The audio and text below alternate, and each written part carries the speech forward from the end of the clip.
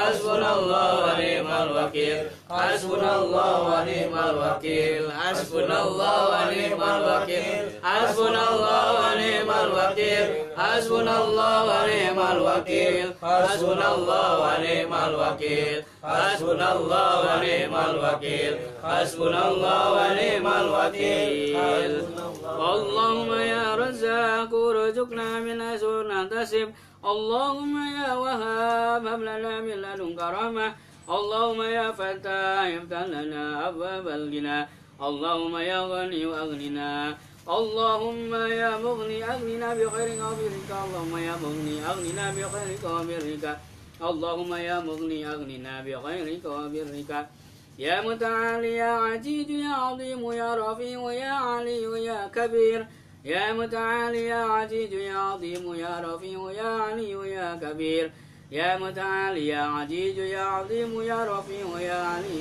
يا كبير يا متعالي يا عزيز يا عظيم يا رفيع يا علي يا كبير يا متعالي يا عزيز يا عظيم يا رفيع يا علي يا كبير يا متعالي يا عزيز يا عظيم يا رفيع يا علي يا كبير يا متعالي يا عزيز يا عظيم يا رفيع يا علي يا كبير اللهم إنا نسألك بعلو مكانك وبجد سلطانك وارتفاع قدرك وبعظم أسمائك يا الله يا متعالي يا عزيز يا علي يا عظيم يا رفيع يا علي يا كبير يا رفيع يا كبير نسألك بك إليك ولا نسأل حدا غيرك أن تجعل للعجة على خلقك وعظمنا في أعينهم واجعل الهيبة في قلوبهم يا سميع يا قريب يا مجيب سخر لي قلوب خلقك أجمعين يا الله يا الله يا الله يا لطيف يا الله يا برحمتك أستغيث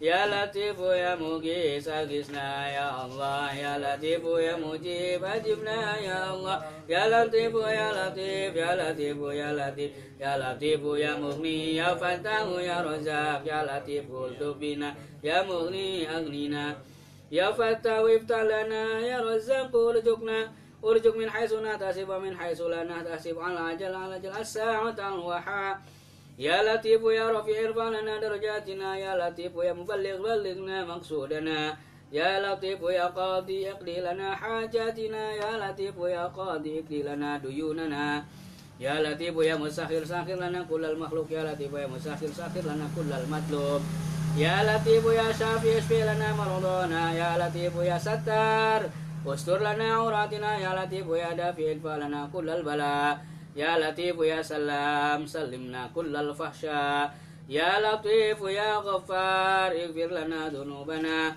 يا لطيف يا رحمن يا رحيم ارحمنا برحمتك استغيث لا إله إلا الله محمد رسول الله الشيخ عبد القادر ولي الله لا إله إلا الله محمد رسول الله الشيخ عبد القادر ولي الله لا إله إلا الله محمد رسول الله الشيخ عبد القادر ولي الله على الكافي صلاة الله على الشافي سلام الله بمحيي الدين خالصنا من البلوى يا الله عباد الله رجال الله أغيثونا لأجل الله وكونوا عوننا لله عسى نهضى بفضل الله على الكافي صلاة الله على الشافي سلام الله بمحيي الدين خالصنا من البلوى يا الله ويا أقطاب ويا أنجاب ويا سادات ويا أحباب وأنتم يا أولي الألباب تعالوا وانصروا لله على الكافي صلاة الله على الشافي سلام الله بمحيي الدين خالصنا من البلوى يا الله سألناكم وللزلفى رجوناكم وفي في أمر قصدناكم فشدوا عزمكم لله على الكافي صلاة الله على الشافي سلام الله بمحيي الدين خالصنا من البلوى يا الله ربي بسادتي تحقق لي عشارتي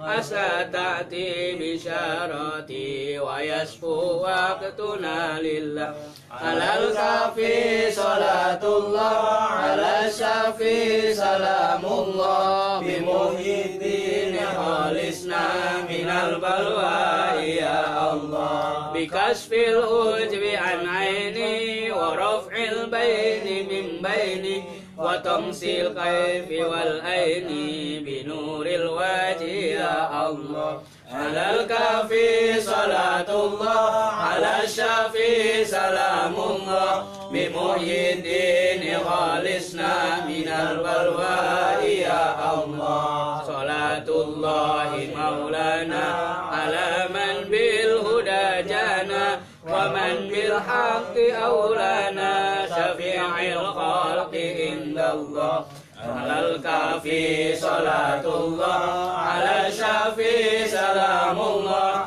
بمحيي الدين خالصنا من البلوى يا الله الفاتحة أعوذ بالله من الشيطان الرجيم بسم الله الرحمن الرحيم الحمد لله رب العالمين الرحمن الرحيم مالك يوم الدين إياك نعبد وإياك نستعين اهدنا الصراط المستقيم صراط الذين أنعمت عليهم غير المغضوب عليهم ولا الضالين رب اغفر لنا ولوالدينا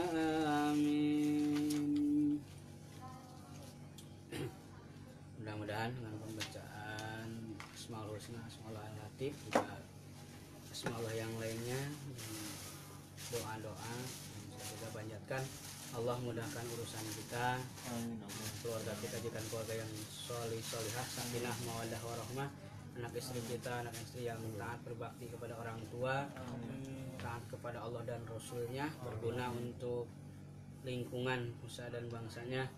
Semoga kita semua diberikan kemudahan di dalam urusan, baik urusan dunia ataupun akhirat, dimudahkan, dilancarkan, pintu-pintu rezekinya dibukakan oleh Allah Subhanahu wa taala. Anak-anak kita yang sedang belajar diberikan kecerdasan, kemudahan menerima ilmu. Orang tua yang mencari nafkahnya dimudahkan oleh Allah Subhanahu wa taala. Kemudian yang sedang sakit, Allah angkat penyakitnya, Allah jauhkan dari mara bahaya, Allah jaga lingkungan kita menjadi lingkungan yang aman, nyaman, tentram, dijauhkan dari segala wabah. Berkahnya bacaan doa-doa, berkahnya Asmaul Husna ya Latif, diberikan kemudahan di dalam urusan ma'isyah, khususnya yang sedang bekerja, yang Allah melancarkan pekerjaannya, perkembangan karirnya juga bagus, yang sedang usaha dilariskan dagangannya. Yang kesemuanya adalah untuk bekal ibadah kepada Allah Subhanahu wa taala. Al-Fatihah. A'udzu billahi minasyaitonir rajim. Bismillahirrahmanirrahim. Alhamdulillahi rabbil rahmanir rahim. Maliki yaumiddin. Iyyaka na'budu wa iyyaka nasta'in. Ihdinas siratal mustaqim.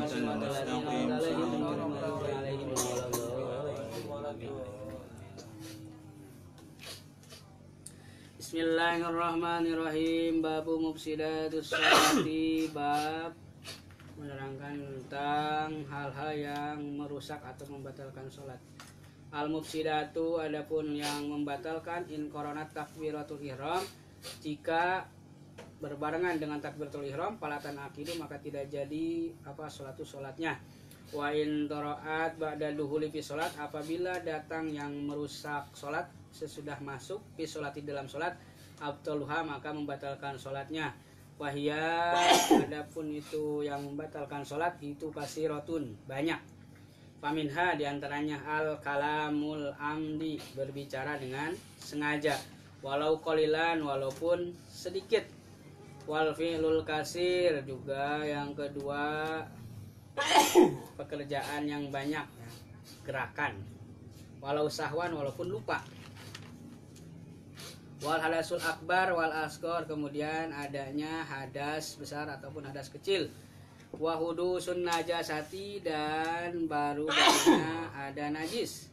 Allati la yufanha, yang tidak dimaafkan dari itu najis.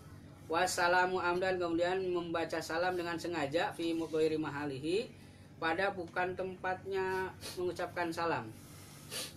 Wa filu syai'in minal arkan, dan mengerjakan sesuatu dari rukun salat al fi'liyati, yang bangsa fi'liyah, rukun pekerjaan, amdan dengan sengaja, fi ghairi mahalihi, bukan pada tempatnya. Waridatu, dan murtad, wal billah, dan kita memohon perlindungan dari kepada Allah Subhanahu wa taala dari murtad. Wan kisyaful aurati, kemudian yang hal membatalkan salat itu adalah terbukanya aurat, lil qadiri, untuk orang yang mampu, ala satri, menutupinya. Wa taghyirun niyati, kemudian yang membatalkan salat itu adalah berubahnya niat. Wa tahawuli anil kiblati, dan yang membatalkan salat itu adalah berpaling dari arah kiblat, bisodri, dengan dadanya, amdan, dengan sengaja, illa fi sholati syiddatil khauf, kecuali pada sholat syiddatul khauf, wa nafilatus safari, dan sholat sunat safar. Bismillahirrahmanirrahim. Hal-hal yang dapat membatalkan sholat. Hal-hal yang dapat membatalkan sholat itu kalau adanya ketika takbiratul ihram, otomatis sholatnya langsung tidak jadi. Tidak jadi karena belum masuk ke sholatnya, udah langsung ulang lagi. Allah, ragu-ragu, atau gerakannya lebih dari 3 kali, udah ulang lagi ya. Nah, kalau di Imam Al-Ghazali kan menyarankan agar sholatnya sah dan diterima itu harus ada khusyuk, walaupun dalam satu bagian.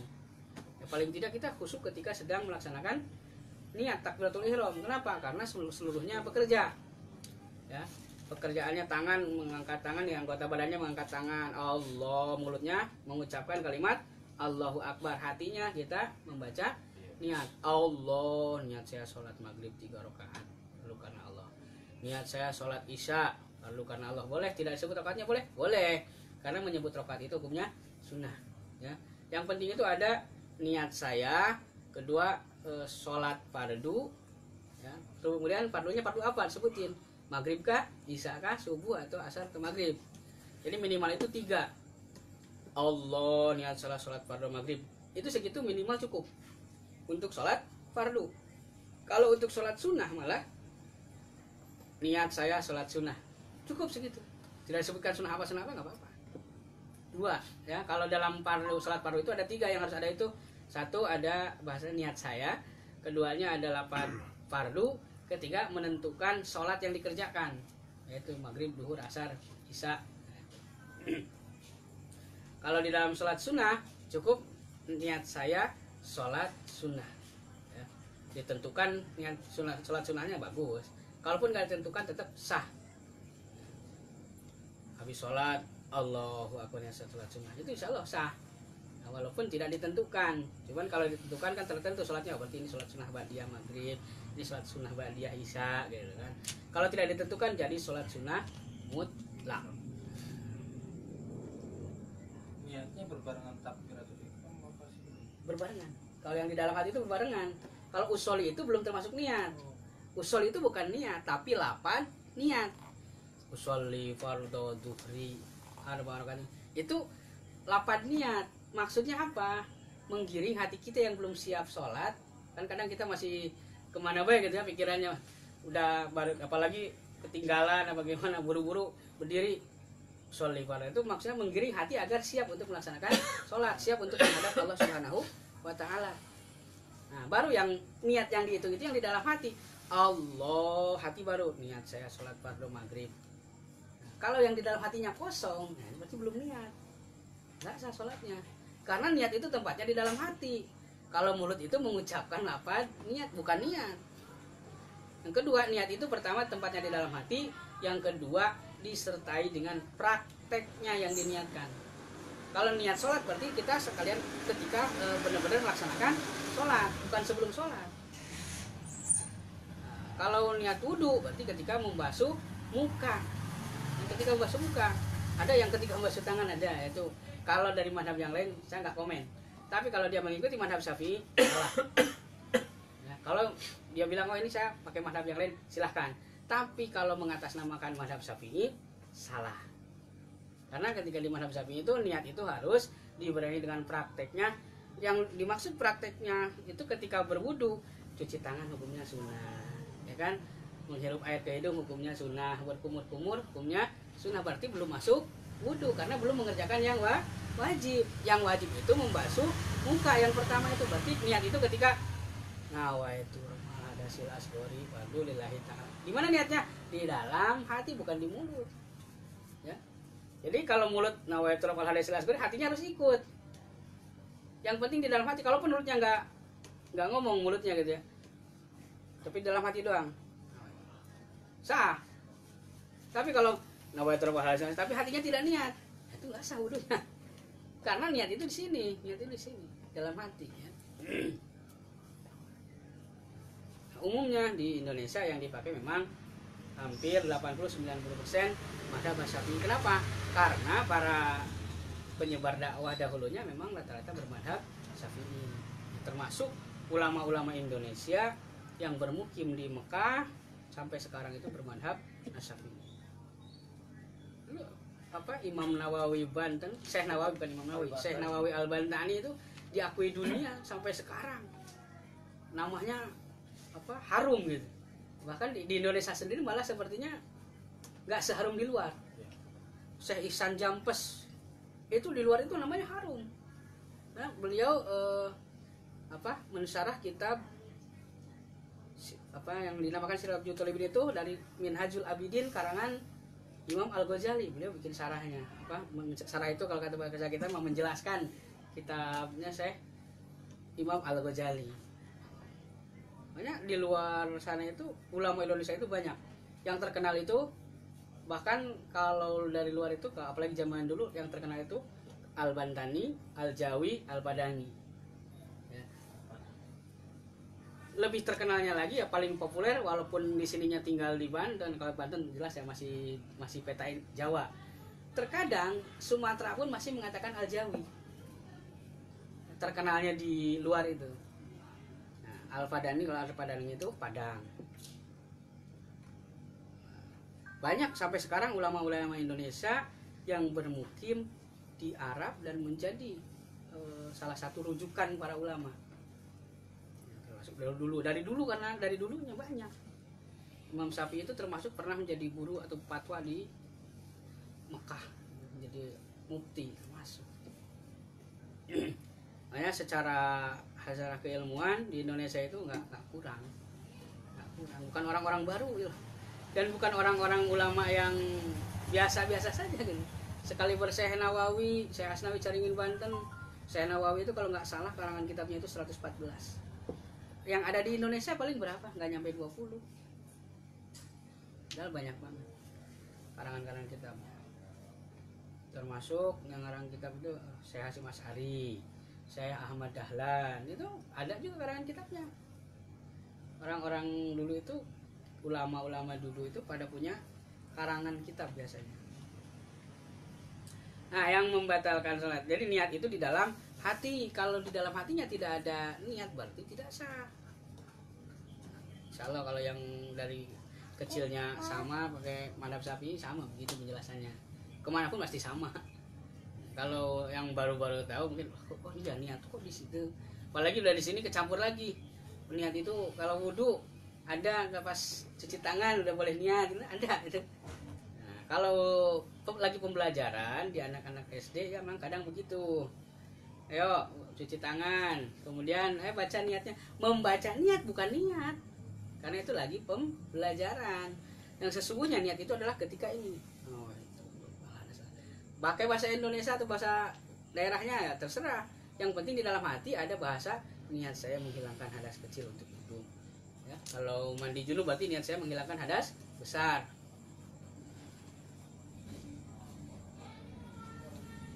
Wa in turaat ba'da duli, kalau ada yang membatalkan sholat dan adanya itu ketika sudah masuk pada pelaksanaan sholat abdoluha, maka membatalkan sholat. Di antaranya apa?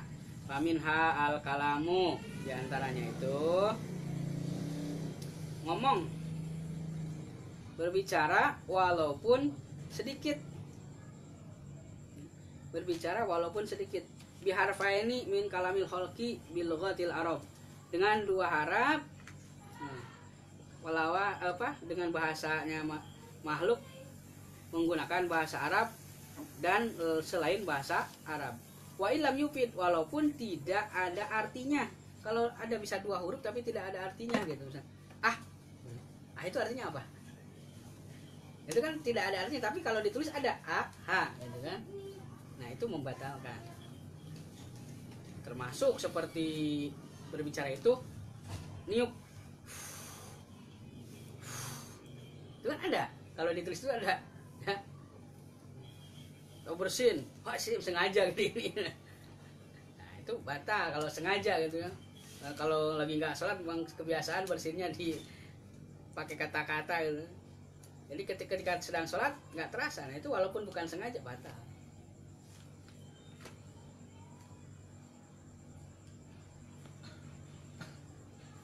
Seperti kalau dalam bahasa Arab itu ki itu kop, ki itu ada artinya. Ki itu dari kata uyaqayah, ki harus menjaga kamu, ki tahan. Kalau bahasa kita mah ki tahan. Nah, itu kan ada artinya walaupun satu huruf. Batal. Termasuk nguap. Wah, kalau nguapnya di iniin sengaja diituin keluar yang sekiranya bisa ditulis lah gitu, dapat dimengerti itu adalah kata batal. Nah, kalau sengaja batal. Tapi kalau nguapnya ditahan pasti ya kan kita berusaha tidak mengeluarkan sampai ada bunyi huruf, nggak batal. Kalau nguap itu apa?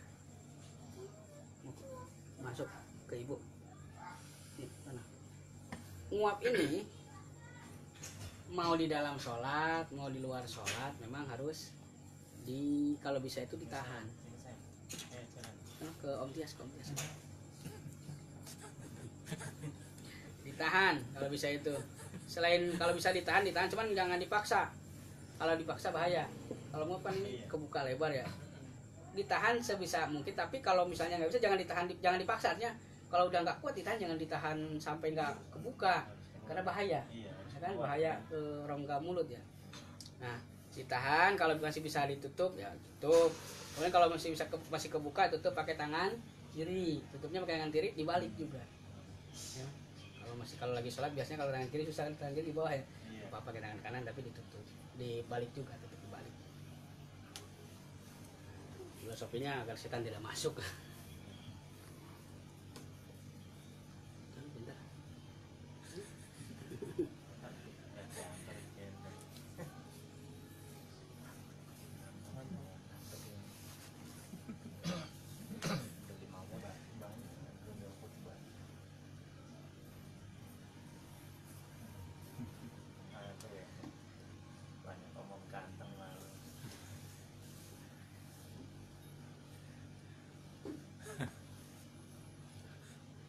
Kemudian yang kedua wal fi'lul kasir, pekerjaan yang banyak itu kalau di dalam bahasa Arab itu ada dua versi. Yang dihitung banyak itu bisa 2 ataupun 3 ya, tapi kebanyakan ulama hitungan banyak itu kalau di hitungan Arab lebih dari minimal 3 lebih itu udah dihitung banyak. Kalau kita kan secara adat di kita, bahasa kita itu 3 banyak enggak, kalau hitungan kita mah ya masih bisa dihitung berarti enggak banyak. Nah, kalau di hitungan Arab itu, di hitungan Al-Quran 3 itu udah hitungan banyak. Hitungan bahasanya jamak. Nah, robah berarti robah itu minimal 3 kali. Ada di dalam Al-Quran malah dihitung banyak itu hanya 2 kali, 2. Tapi lebih populernya 3, yang banyak digunakan itu 3 kali.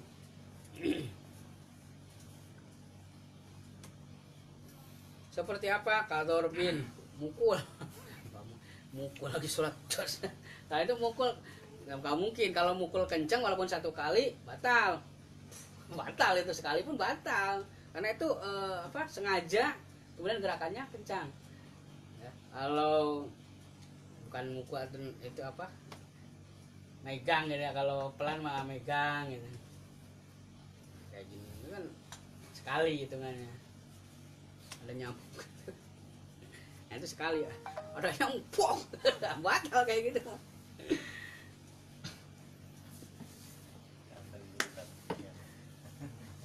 Malu kita.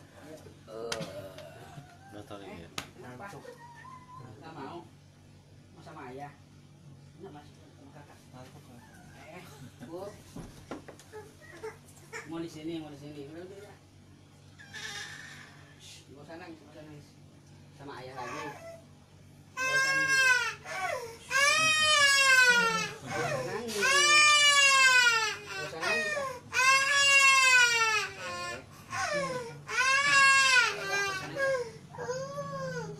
Nggak usah nangis, nggak usah nangis.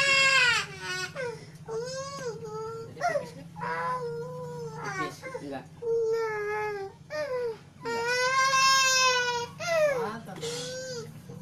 Duduk lagi, duduk lagi. Oh, udah.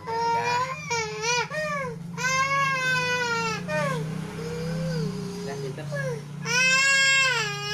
Ya, ngaji lagi, udah, ngaji lagi ya.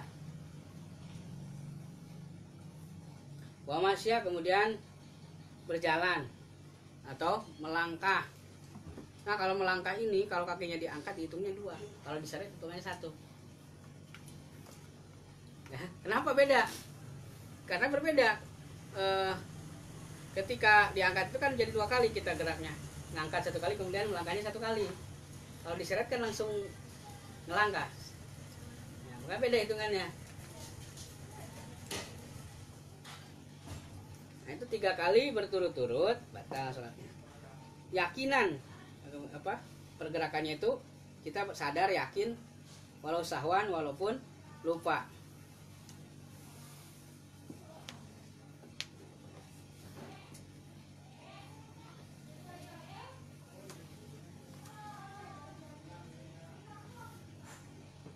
Seperti melangkah 3 kali berturut-turut, itu 3 kali langkahan batal, hitungannya banyak.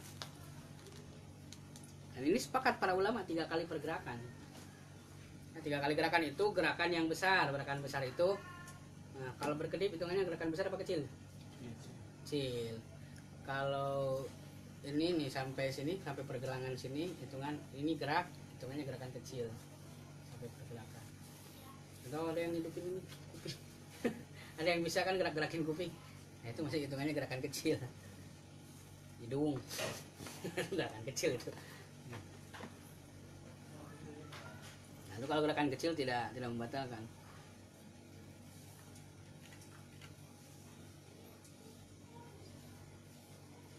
Au bisalah sati adoin, atau dengan 3 anggota badan, kata hariki yadaihi waroksihi ma'an, seperti gerak tangan dengan kepala.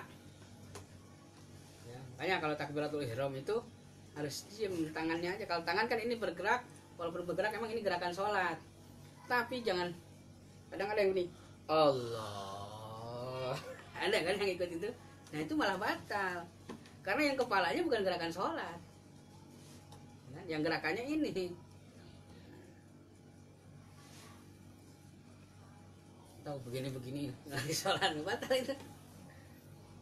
Kadang ada kan sekarang ini ya, karena nggak paham fikihnya ya begitu, pahamnya ayat Quran doang. Enggak kan begini.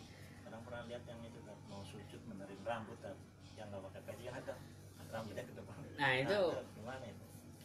Ya kalau sekali doang pas gitu, emang harus. Karena kenapa? Karena rambut ini menghalangi. Kalau menghalangi kan walaupun 1 lembar, gerakannya nggak apa-apa kan?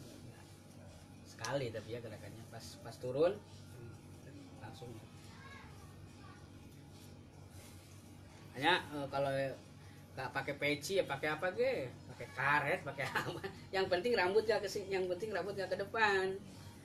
Ya kalau rambutnya yang pada pendek atau rambutnya udah pada diem nggak masalah. Kadang ada rambut itu yang kasar ya, rambutnya itu kasar, keras.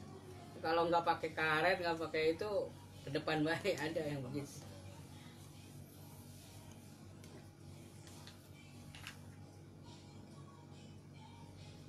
Kalau garuk-garuk, nah kalau begini kan batal.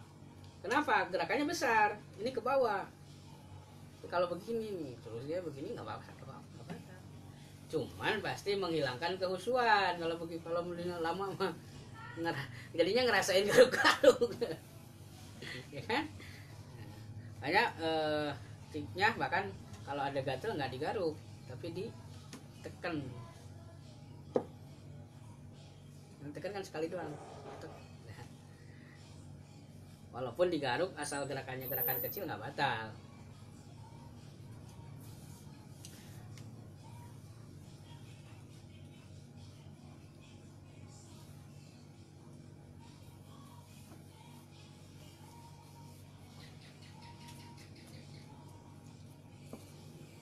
bihilafi lau taharokal badani tab'an li harokatir rijli fala tabdulu sholat. Berbeda dengan berubahnya badan karena berubahnya kaki. Jadi geraknya itu ke bawah, kaki bergerak jadi badan ikut gerak. Itu nggak membatalkan, yang dihitung kan gerakan kakinya, asal nggak sampai 3 kali nggak batal.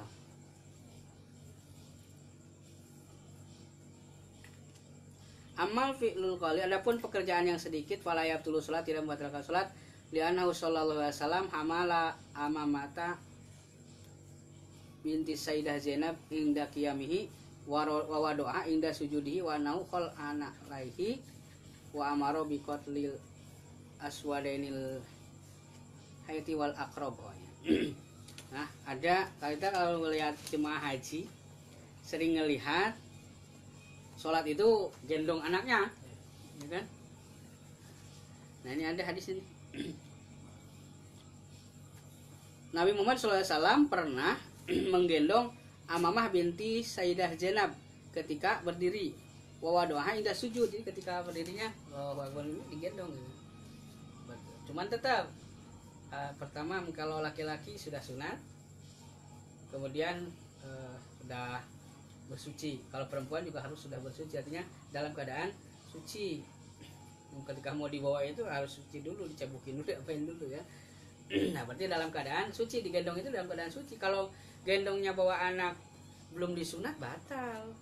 Kenapa? Bukan anaknya yang najis. Cas masuk.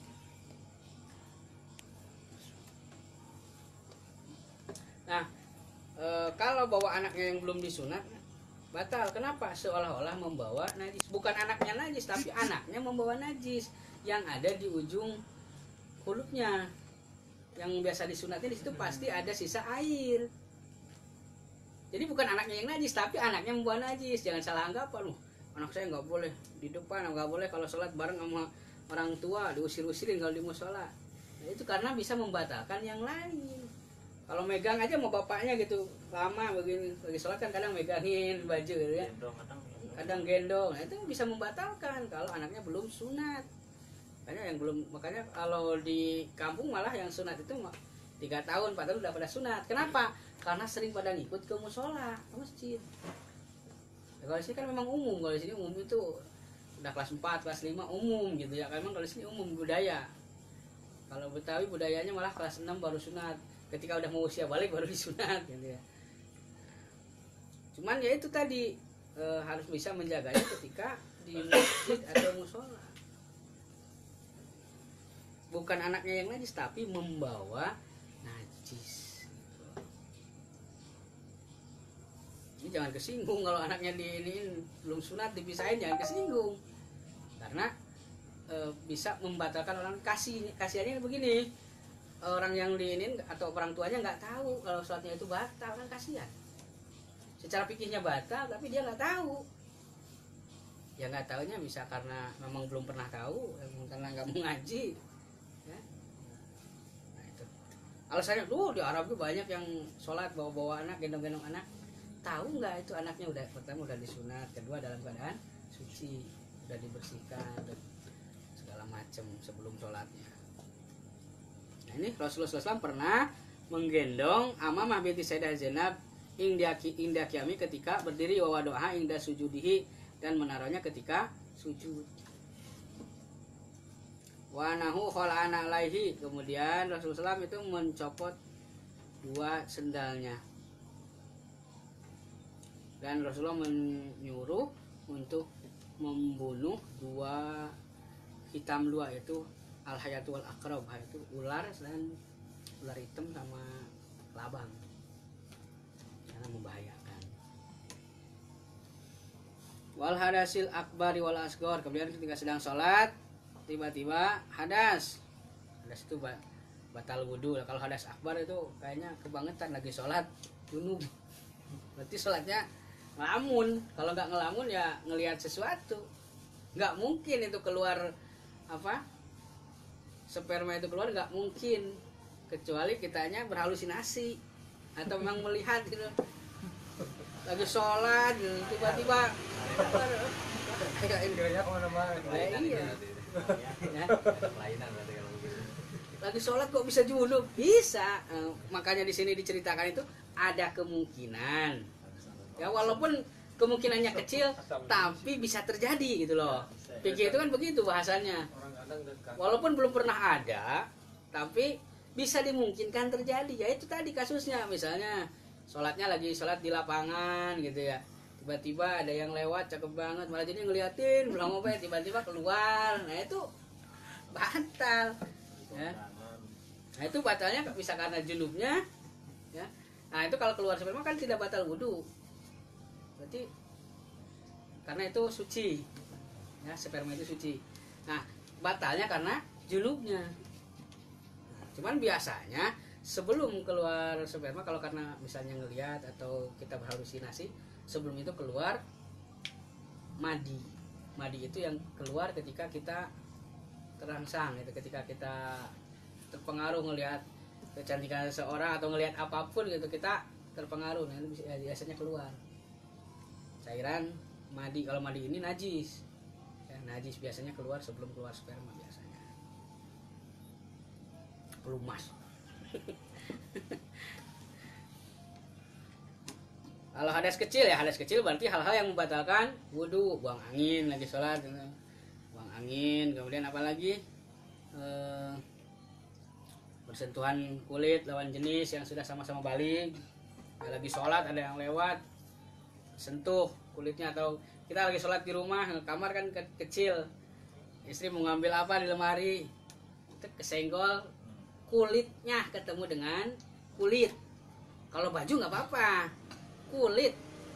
Ya kalau laki-laki kan sholat kadang kaki nggak ketutup, kemudian kadang tangan nggak ketutup, otomatis muka mah nggak ketutup. Ya. Nah, istri lewat mau ngambil apa di lemari gitu kan, nah kena kakinya, kulit ketemu kulit, batal wudhunya, otomatis batal sholatnya.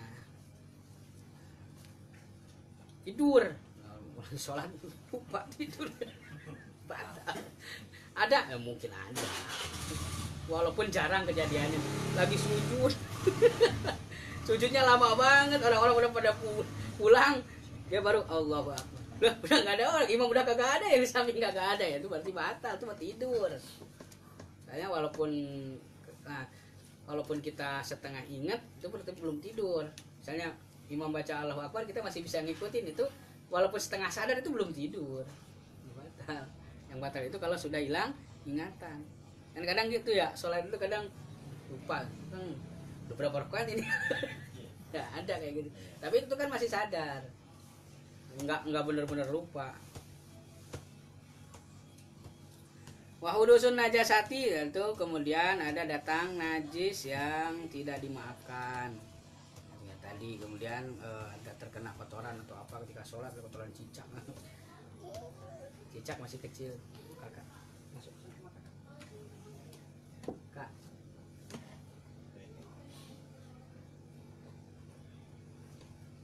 Udah ngantuk ya. Iya.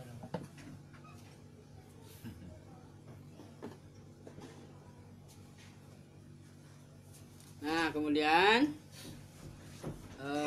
ya terkena najis. Najis apa saja ya, najis apa saja, apalagi najis mughaladhah. Najis itu ada 3. Najis ada najis muhaffafah, mutawasithah, mughaladhah. Najis mughaladhah itu najis berat, terkhusus itu 2, najis kukuk sama najis babi, itu 2 itu khusus, yang lainnya enggak. Kemudian ada najis muhaffafah. Najis muhaffafah itu najis yang enteng. Ya walaupun enteng tetap najis, kalau ke bawah sholat nggak sah. Najis apa itu najis enteng? Yaitu najis yang memang cara mensucikannya cukup disiram. Nah itu adalah air BAK-nya bayi yang belum makan selain ASI ya, sampai 2 tahun, tapi belum makan selain ASI. Kalau sudah campur sukor ya walaupun 3 bulan ya udah najisnya sama dengan bapaknya. Kalau anak perempuan walaupun baru lahir sama dengan emaknya. Bukan najis muhaffafah lagi, udah sama najisnya, najis mutawasithah. Mutawasithah itu bagian-bagian najis, ada bagian tersendiri lah. Nah, tapi kan najis mutawasito itu hampir seluruh kotoran. Tapi selain yang tadi, selain najis guguk sama babi, najis anak laki-laki yang belum makan selain ASI, pokoknya selain daripada itu golongannya najis mutawasito, najis yang sedang. Nah, lagi sholat terkena, kalau misalnya jatuhannya kayak cicak gitu ya, kering kan, kadang maksudnya bukan baru keluar, kadang dari dari atap jatuh gitu ya. Nah itu kan kering. Kalau kering misalnya diginin doang kan hilang. Nah, itu enggak, asal pas ketahuan tuh ada sini gituin doang udah, itu nggak batal sholatnya. Tapi kalau basah itu baru keluar kan nggak mungkin begini. Itu batal ya. Darah nyamuk. Nah, darah nyamuk itu banyak apa sedikit? Kalau darah nyamuk, kalau kata kita banyak apa sedikit? Kalau kita hitungannya banyak batal, kalau kita bilang itu sedikit ya enggak. Maksudnya ya uruf kita, pendapat kita itu banyak atau sedikit. Tapi untuk lebih hati-hati batal aja. Hati-hatian. Ya, lebih hati-hati batal. Darah gimana kalau darah yang keluar dari badan? Sama. Orang luka itu. Kecuali orang luka, ya orang luka memang masih rembes gitu ya. Udah wudu, udah apa?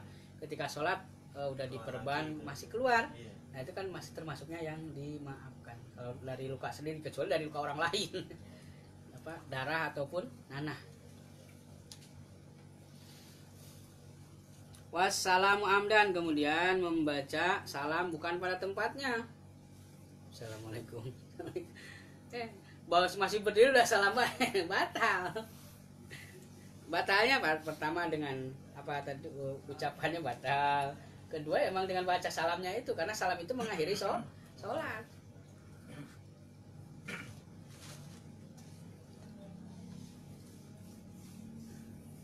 Wafilu sain minal arkan, kemudian mengerjakan rukun yang pekerjaan bukan pada tempatnya.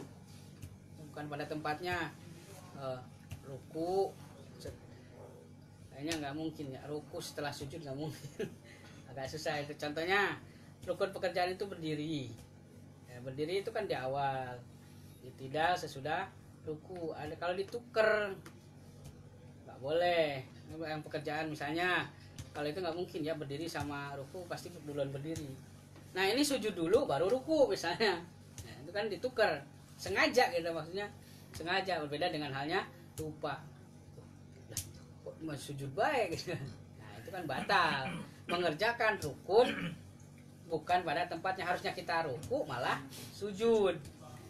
Bolak-balik kali.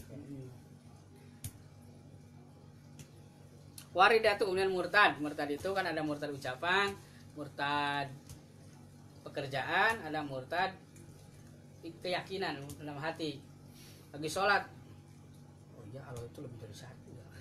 Itu kan murtad, meyakini Allah lebih daripada satu, atau membenarkan oh iya Yesus itu anak Allah, jadi Tuhan. Nah itu murtad ya, meyakini dalam hati itu murtad, langsung batal sholatnya. Atau murtad yang pekerjaan, ketika kita sedang sholat itu, oh saya sedang menyembah Ka'bah. Jadi yakin ketika sedang sholat itu bukan menyembah Allah, tapi yakinnya itu kita sedang menyembah Ka'bah. Itu kan pekerjaan, batal sholatnya. Atau ucapan. Nah, kalau ucapan kan dengan ucapannya sendiri udah batal sholatnya ya. Murtad dengan ucapan itu kayak apa? Misalnya Al-Quran bukan kitab suci, itu kan bahasa. Al-Quran bukan kitab suci, atau Al-Quran bukan satu-satunya kitab suci pada saat ini. Itu murtadnya murtad ucapan. Atau Al-Fatihah bukan surat daripada Al-Quran. Al-Quran tidak termasuk dari Al-Quran. Al-Fatihah itu Al-Fatihah aja sendiri. Mengeluarkan suratul Fatihah dari Al-Quran dengan kita yakin ngomongin itu dan benar diyakini dengan hati, berarti murtad. Wan kisyaful aurat, kemudian terbuka aurat untuk orang yang mampu menutupi auratnya, artinya punya kain buat nutupin. Nah, zaman sekarang nggak ada yang nggak punya ya. Udah sering kita bilang kalau mau kondangan bilang nggak punya baju. Kalau mau kondangan bilangnya nggak punya baju. Tapi kalau giliran ada sumbangan buat donasi banjir apa segala macem, nah yang mana ya? Yang mana mau disumbangin? Banyak sih banyak, tapi yang mana yang mau disumbangin gitu. Bingung. Ini masih bagus, ini masih bagus, ini masih bagus. Ya. Giliran mau kondangan, lah, mau pakai baju yang mana? Ya nggak ada baju yang bagus. Nah, biasanya begitu. Makanya ada kalau orang ulama dulu itu, kalau dia beli baju, dia pasti keluarkan baju yang lama. Ada. Jadi ya pakaiannya itu cuma 3, baju itu cuma 3. Baju yang dipakai, baju yang dicuci, baju yang sudah dicuci buat siap pakai. Ini kalau beli baju lagi pasti keluar, jadi tidak jadi 4. Nah, makanya untuk baju semua ini akan dihisab, ya. Termasuk baju segala macam. Kalau belum pernah dipakai ibadah ya ntar nuntut. Oh, saya nggak pernah dipakai, nggak pernah dibawa ngaji baju. Saya nggak pernah pakai sholat, dibawanya ke mall doang. Bawa nongkrong doang, itu akan nuntut juga. Makanya semuanya dipakai buat beribadah. Pakai ngaji, pakai sholat, pakai apa gitu. Nah kalau udah misalnya kita udah jarang pakai, apalagi udah nggak pernah pakai, kasih kepada orang lain yang membutuhkan. Nah kalau di sini misalnya di sini mah kadang kan gengsi ya, orangnya juga yang nerimanya juga kadang nggak mau. Baju bekas lagi. Kasihnya bawa ke kampung, yang masih yang kampung beneran kampung ya, yang biasa ke sawah, ke kebun, bilangnya nih buat ke kebun. Insya Allah kalau bilangnya buat ke kebun gak bakal tersinggung. Walaupun pada kenyataannya dia, oh ini masih bagus pakai sehari-hari gitu kan. Justru dia malah merasa beruntung. Ini baju masih bagus dibilang buat ke kebun. Malah jadi untung dia, justru merasa dihargai. Jadi kita ketika ngasih itu dibilangnya dijelekkan walaupun masih layak. Ya udah terserah, kalau di sini mah mau buat ke kebun ya silahkan. Misalnya mau buat bikin apa kayak kerajinan bikin apa terserah, pokoknya terserah dah, mau buat lap mau apa terserah gitu kan, buat pot bisa jadi kan, terserah pokoknya silakan dimanfaatkan. Nah itu dia juga tidak akan merasa tersinggung. Jadi caranya begitu. Saya sebenarnya begitu, kalau baju ini udah lama nggak dipakai, ini bawa ke kampung, ini buat ke kebun, buat ke sawah. Kalau sawah kan baju ke sawah mana ada baju bagus, yang di kampung aja mikir yang jelek-jelek ya. Oh ini nih udah sobek-sobek, pakai dah ke sawah. Ini dikasih baju, ini bilangnya buat ke sawah masih bagus-bagus, seneng malah dia. Udah pilihin buat ke sawah. Kalau yang nggak kepake, silahkan pakai lap. Jadi diusahakan apa yang kita punya itu bermanfaat sampai habis. Walaupun kita di sini baju, kalau kayak baju kaos kan buat lap bagus tuh, ya. Udah pakai lap buat di dapur, di mana ngelap kompor, buat ngelap apa sampai. Kalau udah artinya kita nggak pernah pakai nih, artinya kita udah nggak layak pakai dah. Kalau udah buat keluar, buat nongkrong udah nggak layak pakai, berarti pakai yang sekiranya masih bisa. Pakai ngelap kompor, pakai apa gitu ya. Jadi bermanfaat sampai habis biar tidak dipertanggungjawabkan nanti. Nanti ketika dipertanggungjawabkan pun masih dimanfaatkan. Nah, kebuka aurat kecuali langsung ditutup pada waktu itu. Nah ini ahli-ahli hisab nih, hati-hati nih. Ahli hisab sholat biasa ngebul baik kan, habis sholat ngebul, sebelum sholat ngebul. Biasanya sarungnya pada bolong. Sarung apa itu apa? Celana panjangnya bolong. Ya itu hati-hati. Kalau sholat walaupun segede lubang jarum, kalau kelihatan warna kulit batal sholat. Ya kalau laki-laki ya yang nggak boleh kelihatan kan antara pusar sampai lutut. Ya. Nah itu nggak boleh, walaupun segede lubang jarum. Alhamdulillah, masya Allah. Sabtu kali sedot rokok. Jarang. Hah? Ya jarang. Ya, jarang saya. Alhamdulillah sekarang ngurangin rokok. Saya ngulang sih. Teman Kurangin rokok sendiri. ngurangin rokok tuh. Ngurangin beli. Jadi Depan bapak mah ngotor. Jarang kelalen. Rokok. Jarang minta. Jarang beli. minta mulu. Alhamdulillah saya udah berhenti ngerokok, berhenti beli. Jarang beli. Nah, terbuka aurat, ya, terbuka aurat walaupun segede lubang jarum, batal itu sholat. Makanya disunahkan kan pakai pangsi cingkrang itu memang buat daleman. Kalau Rasulullah itu pakai celana pangsi itu pakai, tapi di dalam gamis. Ya. Kenapa ngatung? Ya biar nggak keinjek, biar nggak nyapu jalan, nggak kotor. Saya setuju dengan celana cingkrang, setuju, biar nggak apa, jadi lebih terjaga daripada najisnya. Kalau kayak kita kan kebanyakan keinjek sampai ke kaki, kalau jalan kemana-mana kan kotor, mau sholat pakai celana itunya kotor nggak dicuci, kita kan khawatirnya ada najis, ada nyamannya di jalan, apalagi jalan becek. Ada ojek ya. Nah itu apa-apa, yang penting mah nggak boleh, tidak boleh dengan merasa lebih bagus dengan cingkrangnya, itu yang nggak boleh. Kalau celananya usah nggak apa-apa, saya masih di bawah mata kaki sih, cuman kelihatannya tetap cingkrang. Kalau pakai apa, pakai sepatu, pakai apa, itu kan di atas sepatu nggak ke bawah. Apalagi kalau naik motor kan naik lagi tuh, kelihatannya cingkrang banget. Nggak apa-apa, bagus. Kenapa lebih pendek kalau pakai sarung, pakai gamis? Kan biar nggak balapan, kan jelek juga kalau balapan. Ya kan, gamis sama cingkrangnya balapan. Bagus itu sebenarnya. Yang nggak bagus itu ya ketika menganggap berdosa apa, ahli neraka orang yang nggak cingkrang, itu yang nggak bagus. Karena yang dinilai bukan hanya cingkrangnya saja, banyak aspek yang dinilai ibadah. Kebuka aurat walaupun segede lubang jarum. Nah, apalagi untuk perempuan. Jadi yang dibilang kebuka aurat itu sampai tidak kelihatan warna kulit.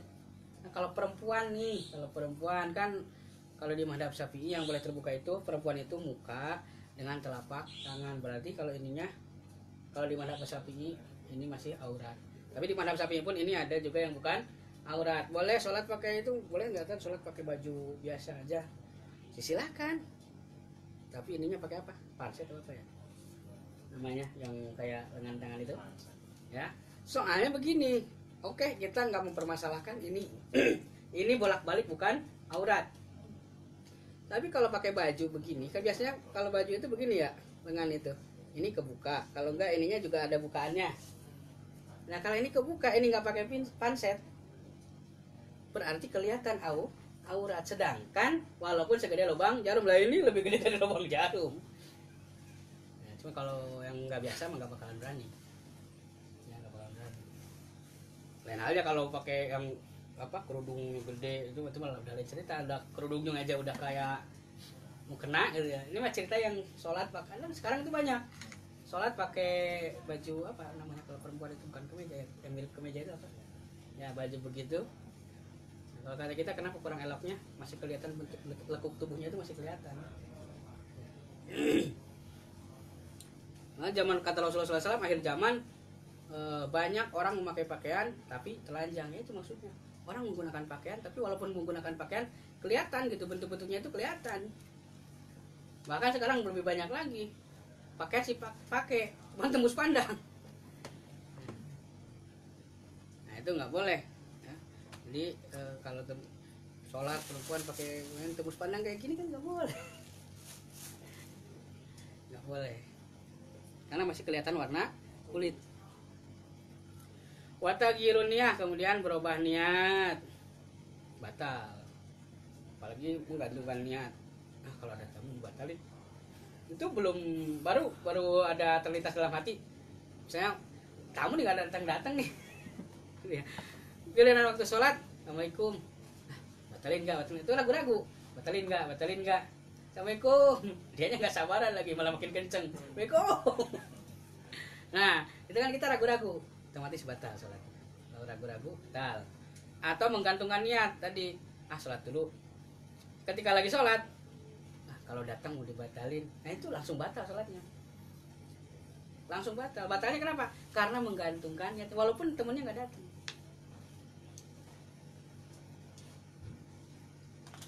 Kemudian berpaling dari arah kiblat, dadanya dengan sengaja. Kalau kesenggol sih nggak apa-apa gitu. Kalau sengaja, nah ininya yang dihitung itu ini dada. Nah, kalau cair segini itu nggak apa-apa, dada kan masih arah kiblat. Cuman ngapain juga mau tengok kanan kiri lagi sholat, ngapain juga. Nah kalau misalnya kayak kesenggol apa itu nggak masalah. Cuman kalau misalnya berpaling dari arah kiblat, misalnya kayak mau ngelangkah ngisi baris yang kosong atau apa gitu, itu kemungkinan kan ada kemungkinan si dadanya ini berpaling dari arah kiblat, maka itu batal. Jadi yang dihitung itu dada. Ketika sujud ini angkat badan harus menghadap kiblat, ketika berdiri ini dada harus menghadap kiblat, ketika sedang duduk antara dua sujud kan kayak gini tetap ininya harus menghadap kiblat. Ini masih sering aja ngelihat nih, kalau di musola ada aja udah jelas, musola kan udah di musola masjid pasti udah diukur kiblatnya, masih ada aja yang miring karena kebiasaan di rumah. Nah, itu kalau kita mah yang tahu nggak boleh ya, itu kan sholatnya jadi bukan ke kiblat, kan udah jelas kiblatnya ditentukan oleh musola gitu, udah ada ininya, arahannya di musola itu udah jelas arahnya ke arah kiblat. Nah, kita masih menceng aja kemana ntar sholatnya ngadepnya. Apalagi sejadahnya dimiringin. Kalau sejadahnya dimiringin nggak apa-apa, sejadahnya doang, asal orangnya jangan ikut. Sejadahnya ngiring gitu, kitanya tetap ke sana nggak apa-apa. Cuman kan petunjuknya kalau sejadahnya miring kita pasti ngikutin sejadah gitu. Kecuali dalam sholat Sidatul Haub, sholat Sidatul Haub itu sholat ketika perang, ketika ya ketakutan, warna filatus safar atau sholat di perjalanan. Ini sholatnya sholat sunnah. Makanya ada sholat di dalam mobil, sholat di dalam kendaraan. Kan Rasulullah pernah sholat di atas unta, kemana aja unta menghadap udah sholatnya nggak apa-apa. Nah, itu nggak apa-apa sholat walaupun misalnya, tapi ketika pertama kalau bisa diyakinkan itu harus menghadap kiblat dulu. Kalau udah jalan terserah mau menghadapkan utara selatan nggak apa-apa. Kan di awalnya diyakinkan dulu. Kalau bisa, kalau nggak bisa ya udah seyakinnya kita, oh ini kiblat itu ke sana. Kalau nggak bisa diyakinkan. Lalu kalau sekarang mau canggih di mana-mana, mau dimanapun buka HP kompas ada kompas. Nah, itu arah kiblat itu 25 derajat dari arah barat ke kanan, kalau dari arah utara ke kiri 75 derajat. Itu untuk kiblatnya orang Indonesia. Mau dimanapun sama, mau di Bali, mau di Jambi, mau di sini sama aja.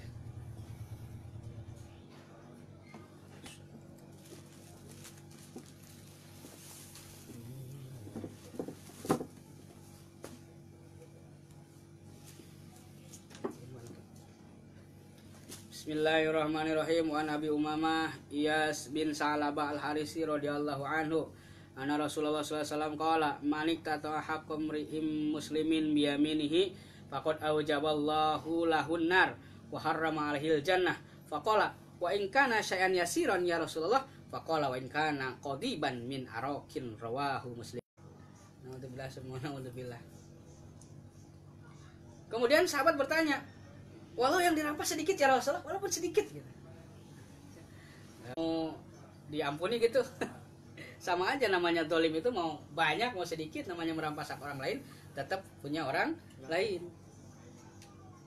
Apa jawab Rasulullah? Walaupun hanya sepotong kayu arok. Kayu arok ya, kayu siwak gitu. Walaupun hanya sepotong. Kalau kayu siwak segede apa sih biasanya? Paling segini kan rata-rata ya, paling agak panjangan segini, segede pulpen lah paling ya panjangnya. Walaupun hanya segede itu, nah, walaupun hanya segede itu, maka tetap Allah mengharamkan surga dan mewajibkan neraka. Ini maksudnya apa? Saking beratnya hukuman bagi orang yang merampas hak orang lain, yang mengambil bukan miliknya. Ya, sehingga walaupun hanya sepotong kayu arok tetap wajib masuk neraka. Dari Adi bin Amirah radhiyallahu an berkata, saya mendengar Rasulullah SAW bersabda, barang siapa yang kami tugaskan untuk mengumpulkan dana, kemudian ia menyembunyikannya walaupun sekecil jarum atau lebih dengan maksud untuk diambilnya, maka nanti pada hari kiamat ia datang dengan membawa apa yang disembunyikannya itu. Kemudian bangkitlah seorang hitam dari Ansor yang seakan-akan saya pernah melihatnya. Ia lantas berkata, wahai Rasulullah, terimalah kembali tugas yang telah Tuhan bebankan kepada saya. Maka beliau bertanya, Rasulullah bertanya, mengapa mesti demikian? Ia menjawab, karena saya mendengar Tuhan bersabda begini dan begitu. Maka Rasulullah bersabda lagi, sekarang saya tegaskan, barang siapa yang telah kami serai tugas, maka ia harus melaksanakannya, baik ia akan mendapatkan hasil yang sedikit maupun ia akan mendapatkan hasil yang cukup banyak. Dan apa yang diberikan untuk dirinya, maka ia boleh mengambilnya. Dan apa yang terlarang untuk dirinya, maka ia tidak boleh mengambilnya. Nah ini zaman dulu juga ada kan penarikan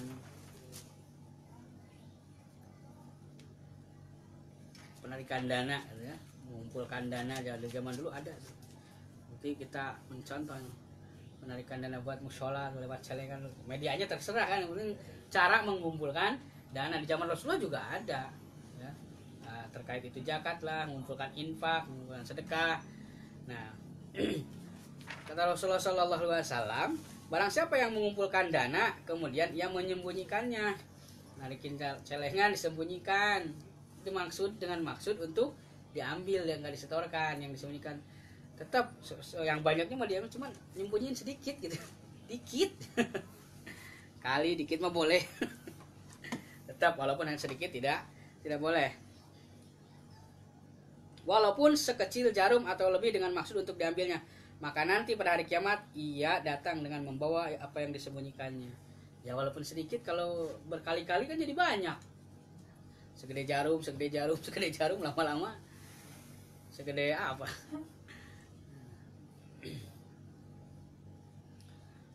Maka kemudian ada seorang yang hitam legam dari kalangan Ansor,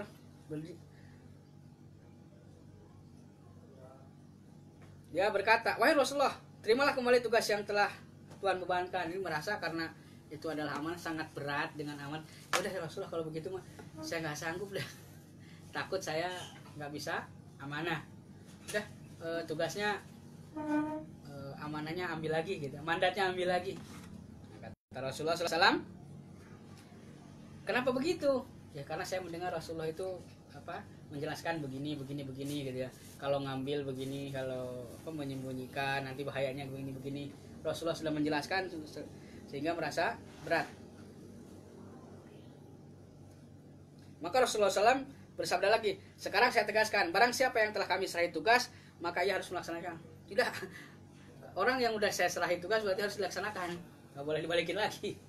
Nah kalau sudah diserahkan tugas, tinggal dilaksanakan sekemampuan, ya, sebisanya, ya, semaksimal mungkin. Ya maksimal itu pasti beda, ukuran maksimal setiap orang itu beda, ya, relatif. Ya saya ketika dulu tanya wawancara, ya karena wawancaranya marketing, tanya gimana cara menaikkan omset, kamu akan bekerja seperti apa? Oh saya akan bekerja semaksimal mungkin. Ya maksimal kamu bagaimana, ditanya lagi. Menaikkan omset apakah 100 juta kah, 10 juta kah? Itu maksimal kamu berapa? Apa 10 juta apa 100 juta? Orang lain maksimalnya 150 juta misalnya. Itu beda-beda, makanya ditanya lagi. Oh iya, ternyata baru paham maksimal itu relatif, tergantung bagaimana kemampuan orangnya. Ya ada kan orang yang udah maksimal, memang maksimalnya dia itu misalnya untuk bekerja ya hanya mampu mengangkat beban 100 kilo. Kalau udah 100 kilo dia udah gak kuat, itu udah maksimal dia. Udah yang satunya lagi 1 ton pun kuat karena sudah terbiasa gitu angkat beban. Nah itu kan berbeda maksimal yang satu dengan yang kedua, padahal dua-duanya sama, sudah berusaha maksimal. Nah kata Rasulullah, barang siapa yang sudah diserahi tugas, maka laksanakanlah tugasnya. Baik ya terserah nanti akan dapat sedikit atau banyak, ya nggak apa-apa, yang penting dilaksanakan tugasnya. Nah, dan apa yang diberikan untuk dirinya maka ia boleh mengambilnya, dan apa yang terlarang untuk dirinya maka ini boleh nih bawa, ini bawa. Nah itu yang dibawa, ini nih infaknya ini. Nah itu bawa, jangan ini sekalian enggak masih mending permisi, ini sekalian enggak, wah ini bagus nih, bawa juga ya. Nah itu yang nggak boleh, itu lebihnya. Kalau masih nanya ini boleh enggak, berarti kan masih nanya. Boleh dibawa, nggak boleh itu, tapi saya mau bawa aja. Nah itu termasuknya merampas, bukan miliknya karena tidak ada izin. Boleh mengambil apa yang diberikan untuk dirinya, dan yang terlarang untuk dirinya maka ia tidak boleh mengambilnya. Hadis riwayat Imam Muslim. Allahumma sholli wa sallim wa barik ala sayyidina